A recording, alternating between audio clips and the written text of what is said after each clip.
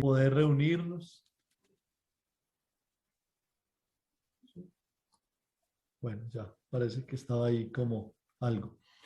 Que me da mucha alegría poder acompañarlos en esta bella iniciativa de los laicos carmelitas de nuestra comunidad de Cali y de la comunidad de El Templete en general, para que como carmelitas nos acerquemos a quien no solo da nombre a nuestra familia religiosa, sino que su nombre habla ya de la espiritualidad de los carmelitas descalzos.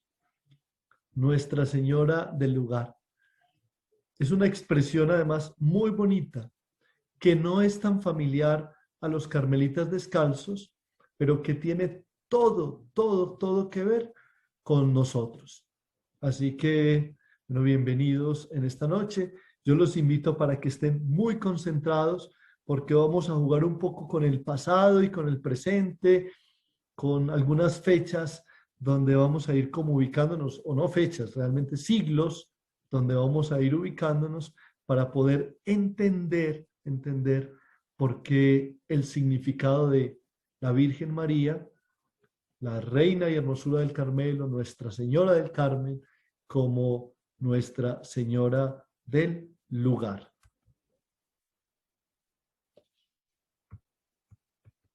Vamos a ver qué, hay un problemita con esto. Vamos a volverlo a hacer a ver si nos permite.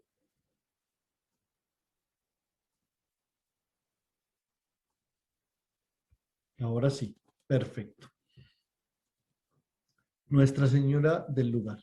Bueno, y lo primero es que ustedes también saben que parte de nuestra espiritualidad tiene un horizonte muy importante en el profeta Elías. El profeta Elías, sin duda alguna, es la imagen más importante del movimiento profético, de todos los profetas del Antiguo Testamento del pueblo de Israel. Isaías, Jeremías, Ezequiel, Amós, Habacuc, todos esos profetas, pues de alguna manera son representados en la imagen de Elías, el gran profeta.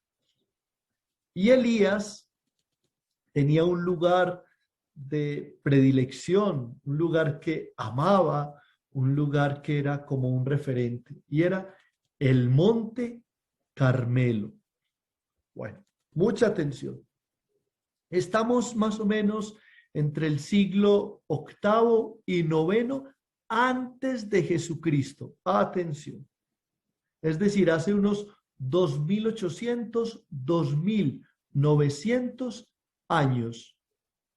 El profeta Elías en el pueblo de Israel. Tuvo que enfrentar el profeta Elías dos realidades bien complejas, muy complejas, que para él, pues, eran una sola. Sabemos que para los israelitas, para el pueblo de Jesús, de donde viene nuestra tradición religiosa, pues hay una unidad de todo. No separan las realidades, todo habla de esa única realidad, de ese Dios manifestándose en la vida de los seres humanos y de los seres humanos tratando de percibir a ese Dios.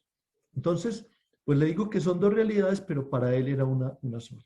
Primera, la idolatría del rey Ahab. Muy bien. En tiempo del profeta Elías reinaba en Israel el rey Ahab. Y un rey era comprendido como la presencia de Dios en medio de su pueblo. ¿De qué manera? El rey estaba llamado a dar testimonio de fidelidad a la alianza, a la fe. El rey era el primero que debía actuar en justicia, en derecho. El rey era quien tenía que, pues, congregar al pueblo para poder dar culto a Dios. El rey, que era además considerado en muchos de los textos de la Sagrada Escritura como hijo de ese Dios, como querido por ese Dios, pues tenía que ser alguien irreprochable, irreprensible y sobre todo en medio pues de las dificultades mantener la fidelidad a ese Dios. Pues resulta que el rey Ahab se casó con una extranjera, la reina Jezabel. Muy bien. Y su esposa lo llevó a que dejaran el culto al Dios de Israel y adoraran unos dioses extranjeros llamados los dioses Baales, los Baales. Y entonces, ¿qué empezaron a hacer? Empezaron a exterminar a todos los profetas. Empezaron a perseguir a los profetas de Israel para matarlos, de manera que no siguieran profetizando y no siguieran hablando en el nombre de Yahvé, el Dios del pueblo, el Dios de Israel. Pero además, pues, destruir también los lugares donde se rendía culto a este Dios, los sacerdotes que tenían como misión también ese culto a Dios. Entonces, lo primero, pues, hay una gran crisis de fe, una gran crisis, pues, religiosa, es decir, si aquel que tiene que ayudarnos, guiarnos, conducirnos por el camino de la fe, por la verdadera religión del pueblo, se ha pervertido, ha dejado que su corazón sea idólatra, porque está rindiendo culto a unos dioses extranjeros, pues ¿qué podemos esperar del resto del pueblo? Y la segunda situación que debió afrontar Elías fue, pues, una sequía de más de 3 años. Se dice que más de 3 años en Israel, es decir, no llovía, no había agua en un país además desértico. Entonces, una sequía muy grande que generó una hambruna, la muerte de personas, de ganados, no había alimento para el pueblo. Entonces, estas dos realidades las enfrenta Elías. ¿Por qué les decía yo a ustedes que para Elías era una sola realidad? Esto no estaba separado. Porque Elías discierne, ora, pero además profetiza, denuncia que haber dejado a Dios, haber acogido a unos dioses extranjeros, haber permitido que el corazón se vuelva idólatra, entonces ha generado una sequía. El pueblo se ha vuelto árido. Es un pueblo que ya no es fecundo, que ya no da frutos, que ya no genera vida y que por lo tanto eso está reflejado en la falta de lluvia, en la falta de agua y en la muerte que se está apoderando de todo el país. Bueno, ustedes pueden encontrar la historia del profeta Elías en el primer libro de los Reyes, primer libro de los Reyes, en el Antiguo Testamento. Pero vamos a compartir en esta noche, pues, un texto que además va a ser la primera lectura de la solemnidad de la Virgen del Carmen. Cada 16 de julio, los carmelitas celebramos la solemnidad y esta es la primera lectura.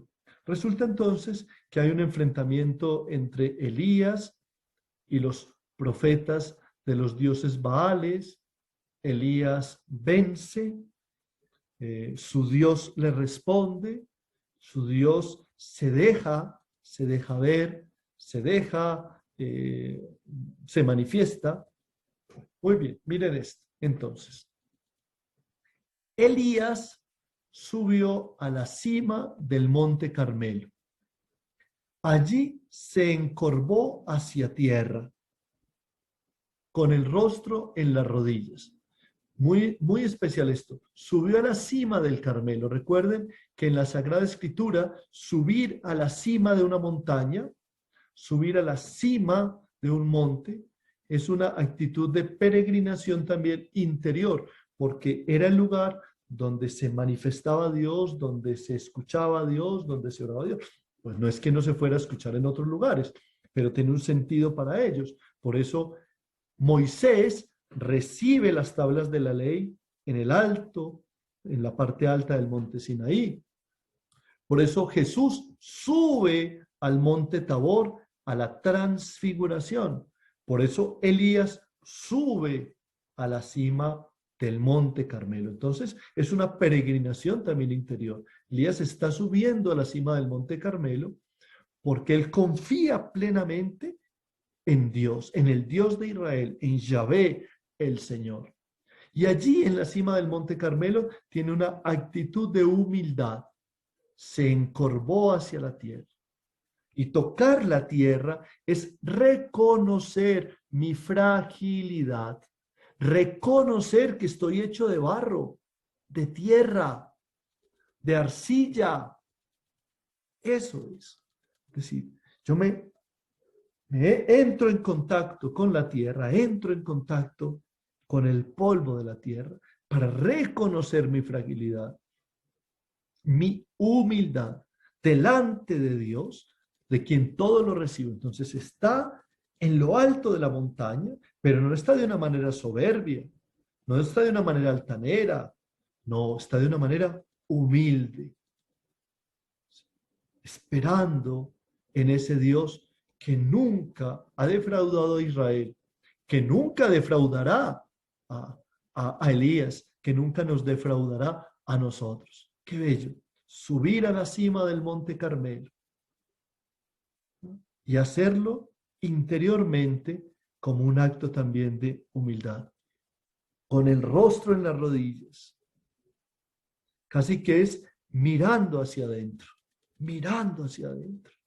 Esto ya es una actitud espiritual. Esto es una actitud de un carmelita. El carmelita sabe dónde es el lugar de encuentro con el Señor. Pero el carmelita sabe que para encontrarse con el Señor, necesariamente, tiene que ser como un acto de humildad. Nunca de soberbia, de altanería, de orgullo, de idolatría.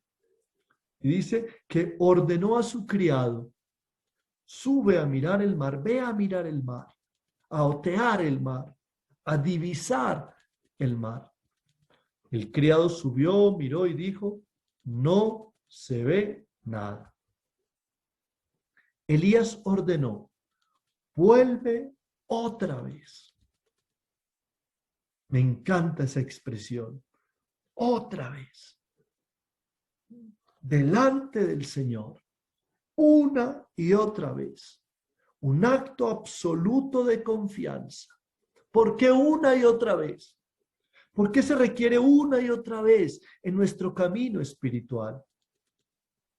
Porque también el corazón humano, la mente humana, nuestros sentidos, tienen que aprender a percibir la forma delicada en que Dios se comunica, en que Dios llega a nosotros, en que Dios se manifiesta, en que Dios nos habla.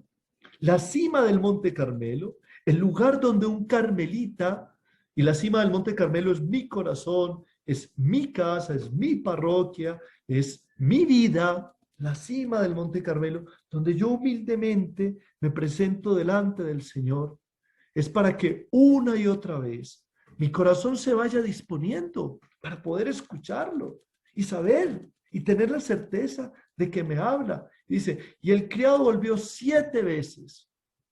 Ya saben que el número 7 también es un número de plenitud en la Sagrada Escritura, es decir, volvió 7 veces. 1, 2, 3, 4, 5, 6, 7. No, volvió todas las veces necesarias. Una y otra vez. Vuelve otra vez. Un carmelita no se cansa de estar en la presencia del Señor, en la cima del Carmelo, que es la propia existencia. Y a la 7ª dijo: sube del mar una nubecilla como la palma de una mano. A ver, volvamos nuevamente al contexto inicial que les estaba diciendo. Un pueblo que ha perdido el horizonte religioso, un pueblo que se ha dejado llevar a la idolatría, un pueblo cuyo rey está adorando a dioses extranjeros, a los Baales, un pueblo que está sufriendo una sequía de más de 3 años, un pueblo que está viviendo la muerte por la falta de agua, no hay alimento, no hay ganados, no hay nada. Y el signo de Dios es una nubecilla como la palma de una mano. Frente a ese problema tan grande, frente a esa situación que está Elías afrontando, la muerte de los profetas, de los sacerdotes, la persecución que le están realizando también a Elías y una situación social extrema, trágica. ¿Cuál es la manifestación de Dios en la cima del Monte Carmelo para Elías? Una nubecilla como la palma de una mano. Entonces Elías mandó a su siervo, vete a decirle al rey Ahab que enganche el carro y se vaya antes de que se lo impida la lluvia. Es genial, es bellísimo. A un rey que ha dejado de creer en Dios, en el Dios de Israel y ahora en los dioses Baales, a un rey que ha sido infiel, a un rey que con su esposa, la reina Jezabel, están asesinando a los profetas y están tratando de hacer desaparecer la religión de Israel. A ese rey, Elías no le dice, mira, Dios va a venir a castigarte, Dios va a destruir tu existencia, Dios se va a vengar de ti, viene un ejército de ángeles desde el cielo. Nada.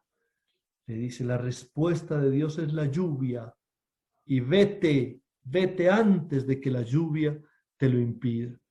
Pero si el signo es una pequeña nubecilla, y dice la palabra, en un instante se encapotó el cielo con nubes empujadas por el viento y empezó a diluviar. La lluvia de bendición. Y para Elías, esta respuesta de Dios hizo parte también pues de esa transformación interior del pueblo para volver nuevamente su corazón, su vida, su historia al Dios de Israel. Muy importante que no olviden lo que les acabo de contar. Les dije, no se les olvide, les dije que estamos ubicados en el siglo octavo, noveno, 2800, 2900 años hace ese tiempo que vivió el profeta Elías. Es decir, faltarán 900 años para que llegue Jesús y faltarán 2900 años pues para que nosotros estemos reunidos. Bien. Entonces, el Carmelo, atención, el Monte Carmelo se convierte entonces en una referencia profética, en un lugar donde subo en oración, donde me pongo de rodillas, donde reconozco quién soy yo y donde Dios se manifiesta a través de lo pequeño que se vuelve bendición. La nubecilla pequeña que es bendición para todos. Miren esto. Por lo tanto, entonces, Carmelo, Carmel, significa jardín de árboles. Ese es el significado etimológico de la palabra Carmelo.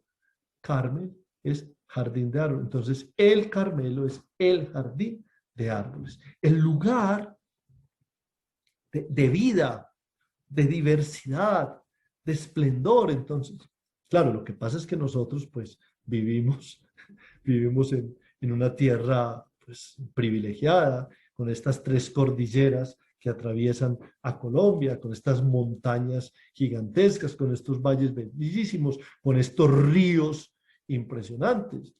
Entonces sí, pues, cuando vas al Carmelo, pues es una montaña muy bella, realmente es muy bella, pero pues comparada con nuestras montañas, pues es algo muy pequeño. Pero para ellos era bellísimo, porque en medio también de esa tierra desértica, el jardín de árboles, el Carmelo, era algo espléndido, bellísimo. Por eso, cuando el Carmelo pues no tenía vida o vivía ese tipo de cuestión desértica, pues era algo absolutamente preocupante. Entonces, el Carmelo es un lugar que está en la Sagrada Escritura, que aparece en el Antiguo Testamento, el lugar del profeta Elías, del profeta Elías. Muy bien, ¿para dónde va todo esto? Siglo octavo, noveno, antes de Cristo, antes de Cristo. Ahora vámonos para el siglo 11 después de Cristo. Pues los estoy llevando en un recorrido así por la historia. Muy bien. Entonces, siglo primero, está toda la experiencia de Jesús, del Evangelio, de la muerte y resurrección y el inicio de la comunidad de fe de la iglesia. Todo eso empieza a surgir una experiencia nueva. Resulta que Tierra Santa pues cae en manos de los musulmanes. Siglos después hay unas guerras muy atroces que conocemos como las cruzadas. Muchos reyes europeos van con sus ejércitos a tratar de rescatar Tierra Santa, los lugares santos, para que estén en manos de los cristianos. También es una cuestión de poder, de riqueza, de hegemonía militar, todo eso, todo lo que ocurre también en nuestras pues, historias humanas. Pero ¿qué quiero decirles? Según la tradición, atención, según la tradición, por allá en el siglo XI, más o menos décimo, XI, ya de nuestra época, algunos de esos hombres que llegaron para combatir en los ejércitos, que llegaron con armas a tratar de rescatar los lugares sagrados de los cristianos, se fueron al Monte Carmelo. Dejaron sus armas, se fueron al Monte Carmelo, en el recuerdo del profeta Elías, el lugar donde Dios se manifestó, no de una manera violenta, destructiva, atroz, donde Dios se manifestó al profeta Elías. Si nosotros vamos y estamos de rodillas, como el profeta Elías, y dejamos que ese Dios llegue a nosotros, entonces algo nuevo acontecerá. Estos hombres, no sabemos cuántos ni cuáles eran sus nombres, se fueron para la cima del Monte Carmelo. Atención, atención que este es el punto central de lo que les quiero comunicar, que lo que les estoy diciendo ya lo saben de memoria, así que se pueden empezar a salir ahí ya escuchamos lo importante. Esos hombres leyeron en clave nueva el texto que ahora nosotros compartimos. Y para esos hombres, esa pequeña nubecilla, como la palma de una mano, esa pequeña nubecilla que subió del mar, era la prefiguración, era la imagen de la Virgen María, la pequeña nubecilla que trajo la lluvia de bendición a la tierra, Jesucristo. Bellísimo, bellísimo. Increíble. Suben al Monte Carmelo, se quedan a vivir allá, viven como ermitaños. ¿Qué significa? cada uno en una cueva o cada uno en un espacio, y en algunos momentos de la semana se reúnen para compartir vida en común. Pero miren la lectura. Vamos al Monte Carmelo, dejemos las armas. Vamos al Monte Carmelo en peregrinación interior. Vamos a ponernos delante de Dios con humildad. Humildad. Y el Señor se manifestará de la misma manera como esa pequeña nubecilla que hace cientos de años subió del mar. Esa pequeña nubecilla era un reflejo de la Virgen María, una imagen, una prefiguración de la Virgen María. La pequeña nubecilla de Nazaret que trajo sobre la tierra la lluvia más grande de bendición, Jesucristo, nuestro Salvador. Y esos hombres construyen una pequeña capilla. Les dije ahora que ellos vivían como ermitaños, es decir, cada uno en su propio lugar, pero que había momentos que se reunían. Le pidieron al patriarca de Jerusalén, que era como decir si fuera el papa de Tierra Santa, el patriarca de Jerusalén. Ellos le pidieron al patriarca de Jerusalén, a San Alberto, patriarca de Jerusalén, que les diera como una norma de vida, una regla de vida, un primer texto que nosotros conservamos todavía los carmelitas en nuestras constituciones, la regla primitiva, y les dice que cómo deben vivir, cómo deben compartir, cómo deben orar, cómo deben administrar sus bienes. Muy bien, estos hombres hacen una pequeña capilla y la dedican a Nuestra Señora del Lugar. El nombre más común pues es Virgen del Carmen, ya sabemos, Virgen del Carmelo, Virgen del Monte Carmelo. Estrella del Mar. Entonces, esa María del Monte Carmelo, además de desde donde se puede divisar el Mediterráneo, y así como los marineros se dejan guiar por las estrellas, pues hay una estrella que nos guía a todos, y es la estrella del mar, Stella Maris. María, así se llama el convento de los carmelitas allá en el Monte Carmelo, Stella Maris, estrella del mar. Entonces, Virgen del Carmen, Nuestra Señora del Monte Carmelo, estrella del mar. Pero según la tradición, ese primer nombre bellísimo fue Nuestra Señora del Lugar. Tienen ellos entonces esa grandiosa experiencia con la Virgen María, pero la Virgen María con ese componente, con ese matiz profético de Elías. Les decía también al inicio que cuando hablamos de la Virgen María, los carmelitas, no simplemente estamos hablando de un acto devocional o de una realidad devocional, de la novena y la solemnidad en el mes de julio, de la consagración cada sábado a la Virgen del Carmen, de llevar el escapulario, de consagrarnos en ese escapulario, o de los frailes y las monjas llevar nuestro hábito. No es simplemente esto. Es realmente una manera de vivir, una manera de vivir. Nuestra Señora del Lugar nos está reclamando a los carmelitas una forma nueva, constante, cotidiana, de relacionarnos con Dios en la centralidad de la vida y de relacionarnos con nuestros hermanos. Volvamos a estos elementos principales. Nuestra Señora del Lugar me recuerda que el espacio más sagrado de un carmelita y de un cristiano es el propio corazón. Esa es la cima del Monte Carmelo.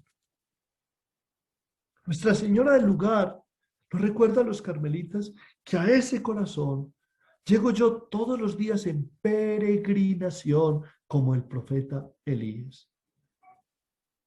Que en ese corazón yo tengo una experiencia de estar interiormente de rodillas delante de Dios, de reconocer, como dirá Santa Teresa, quién es Él y quién soy yo, el creador y la criatura. Allá.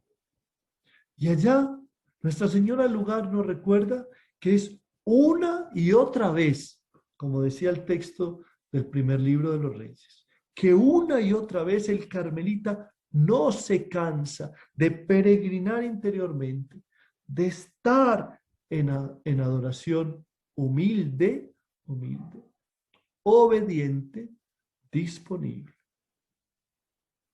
Nuestra Señora del Lugar nos recuerda que un carmelita depone sus armas. Tal vez nosotros no tenemos armas de carácter militar o policial, pero sí que tenemos armas también con las que podemos destruir la vida de un hermano, la vida propia, la vida de una comunidad. Nuestra Señora del Lugar nos recuerda que los carmelitas estamos desprovistos de armas que puedan destruir, del odio, del chisme, de la habladuría, del resentimiento, de la mentira, del pecado en sus múltiples manifestaciones. Que nosotros no combatimos con ello. No. El Señor combate por nosotros, pero cuando nos adherimos a Él. Nuestra Señora del Lugar nos recuerda que una y otra vez en el Monte Carmelo, del propio corazón, el Señor se deja ver a través de la pequeña nubecilla. De la pequeña nubecilla. Es María. Y la pequeña nubecilla es ese Dios que no se impone, que no llega a pasar por encima de la criatura. Es un Dios que sorprende a la criatura. La sorprende de manera maravillosa, de manera siempre nueva, de manera siempre diferente, distinta, nueva, mejor. Por eso, si el texto que veíamos ahora, el del primer libro de los Reyes, el capítulo 18 es la primera lectura del 16 de julio en la solemnidad, este texto del Evangelio de Juan, el capítulo 19, es el que ese día tenemos como el texto central de la palabra de Dios para la solemnidad. Junto a la cruz de Jesús estaban su madre, la hermana de su madre, María de Cleofás y María Magdalena. Nuestra Señora del Lugar nos recuerda que cada uno, conservando su propia identidad, su propia individualidad, en su experiencia única de Dios, siempre tiene que estar reunido en la fe con otros. Junto a la cruz de Jesús estaban su madre, la hermana de su madre, María de Cleofás y María la Magdalena. Por lo tanto, aquellos primeros carmelitas del Monte Carmelo que se reunían en la pequeña capilla dedicada a Nuestra Señora del Lugar, viviendo su propio llamado y respondiendo cada uno a lo que el Señor les estaba invitando y pidiendo, también hablan de esa pequeña comunidad que formamos nosotros. La pequeña nubecilla que hace fecundar nuestro corazón, porque ha traído la lluvia de bendición más grande, que es Jesucristo, nos convoca y reúne alrededor de Jesús. Es lo que estaba haciendo la pequeña nubecilla, Nuestra Señora del Lugar, con los primeros ermitaños, los primeros carmelitas. Reunirlos alrededor de Jesús, reunirlos en Jesús y reunirlos para Jesús. ¿Mm? Reunirlos alrededor de Jesús. Llegamos de nuestras historias distintas, dispares, antagónicas si se quiere, opuestas. Llegamos. Y cuando llegamos como carmelitas a un lugar del Carmelo, María inmediatamente nos reúne alrededor de su hijo.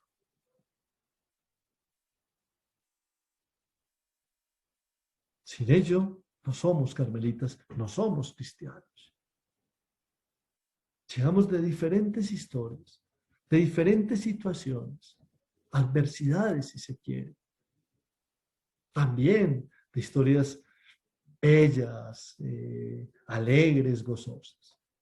Pero Nuestra Señora del lugar prepara los lugares de los carmelitas para que todos estemos alrededor de Jesús. Para que estemos en Jesús. Para que vivamos en Él y en su evangelio. Porque si ella es la pequeña nubecilla, la lluvia es el Señor. Nos reúne entonces, ¿para qué? Para que todos podamos recibir esa lluvia y nuestro corazón fecunde, dé fruto. Si no, no tiene sentido. No tiene sentido. Y nos reúne además, no solo alrededor de Jesús, en Jesús, sino para Él. Para Él. La vida de un carmelita. En obsequio de Jesucristo. Decimos los frailes cuando realizamos nuestros votos religiosos, para vivir en obsequio. Pero lo debería decir, lo tendría que decir cualquier carmelita. Jesús viendo a su madre, y al lado de ella el discípulo que tanto amaba, dijo a su madre: mujer, ahí tienes a tu hijo. Después dijo al discípulo: ahí tienes a tu madre. Y no es una comunidad cualquiera, atención. No es simplemente que sí, nos reunimos alrededor de Jesús, nos reunimos en Jesús, para Jesús, cada uno no. Porque en el Evangelio de Juan, esta escena, este momento, habla del nacimiento de la comunidad como expresión de la muerte y resurrección de Jesús, es decir, de la iglesia. Y los carmelitas somos iglesia. Y los carmelitas vivimos nuestra espiritualidad en la iglesia. Y los carmelitas somos misioneros para la iglesia. Sí. ¿Somos diferentes? Sí, claro. Pues no, ni mejores ni peores, distintos por una espiritualidad que es un don de Dios para la comunidad.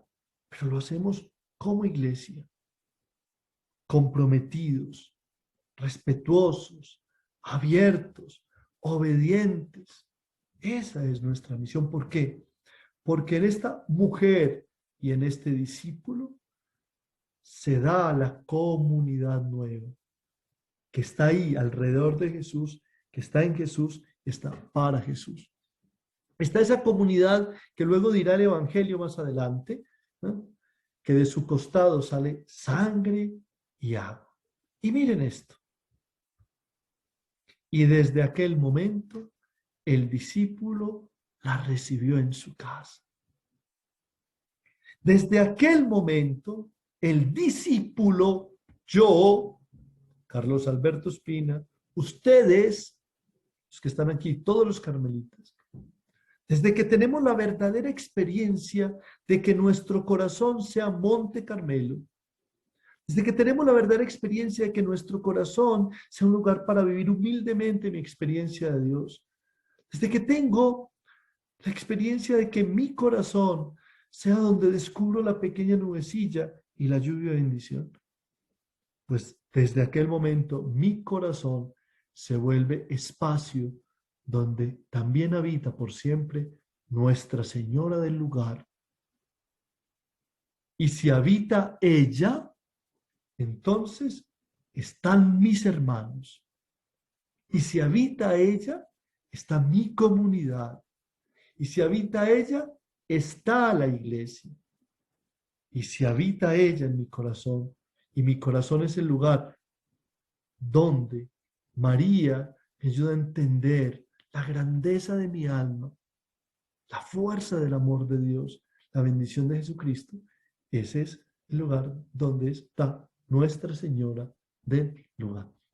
Entonces, no es simplemente, les decía, un acto devocional, sino una experiencia muy fuerte, muy profunda, muy clara de nuestra espiritualidad, de nuestra espiritualidad.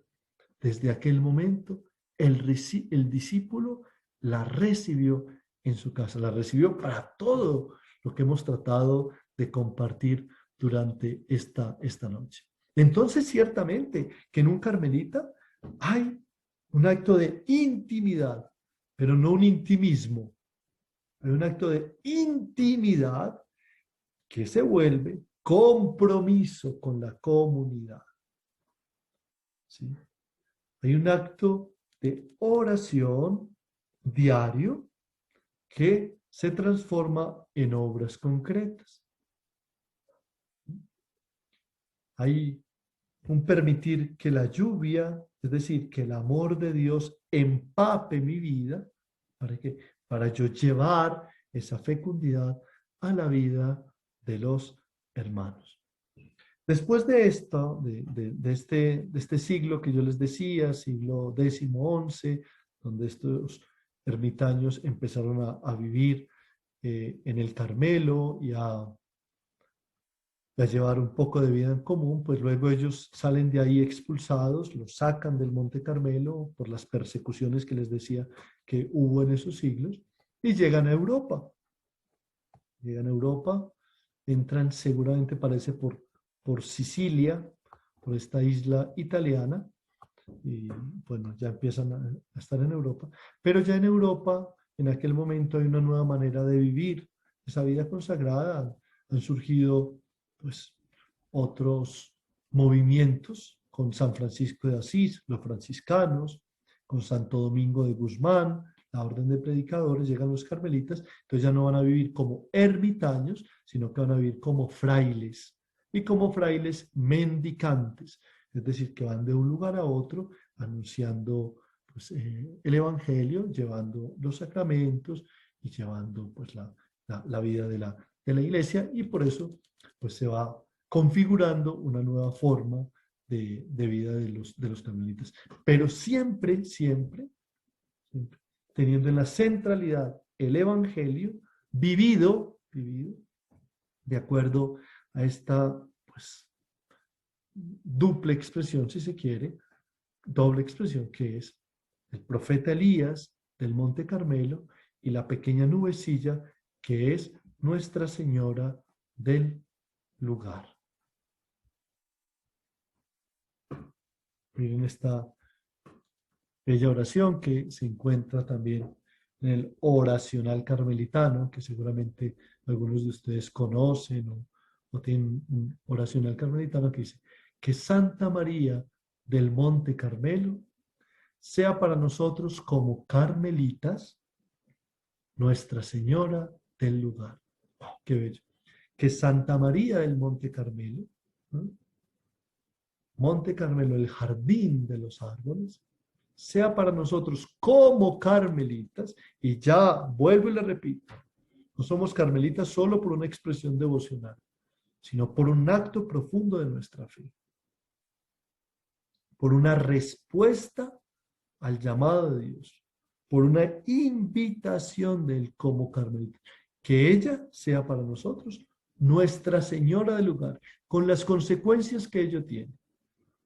Ella es Nuestra Señora del lugar para que el lugar del corazón le pertenezca a Dios, para que el corazón sea espacio de escucha de su palabra, para que el corazón sea obediencia a la verdad del Evangelio, al mandamiento del amor, y para que mi vida toda sea expresión de ella. Y de esto, miren esto, y que con su compañía descubramos al habitante del castillo interior, su Hijo Jesús, nuestro Salvador. ¿Qué hace entonces la Virgen María? Cali, Monticello, Bogotá, Cartagena, los monasterios de nuestras carmelitas descalzas, nuestras parroquias, nuestras casas de espiritualidad, nuestros seminarios, todos nuestros lugares son espacios donde María nos convoca, nos reúne alrededor de Jesús para vivir en Jesús, para actuar de manera consecuente con el Evangelio. Y para que los carmelitas, haciendo esa pequeña capilla en el corazón dedicada a Nuestra Señora del lugar, nos demos cuenta que en ese lugar habita realmente es su Hijo Jesús, nuestro Salvador. Pues muy bien, era algo muy sencillo que quería compartirles en esta noche. Ya han tenido ustedes pues dos grandes participaciones, la de Jorge Mario, la de Jorge Iván.